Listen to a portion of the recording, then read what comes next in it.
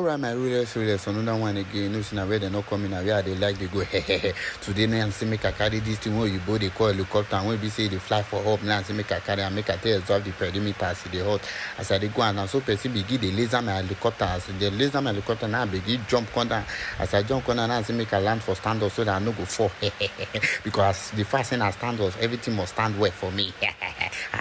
So now so I begin the loot granite, I the pack granite, I the pack Oturumokbo, I pack Oturumokbo, I carry granite for body. I can say make I observe the area. As I see, I can see one idiot day display, so I give him info. I go there, I loot the boss, you know, as I do, I loot him. I begin put Oturumokbo for body, I put Oturumokbo for body. I can say, okay, make I observe the perimeter as I stand up because nothing for your gas stand. Now leave me gas stand for this stand up. As I go now, so I can see. Person they come for this corner as I slide. That's why I look and slide again. I give a info. I go there, I loot the boss. I was have some other person they push for this corner. So I go, I give a into jam. I slide again, I give a go down. Also the bad guy might have been. So I loot the boss. Now, no, see now here 2 or 3 I got. I'm always there.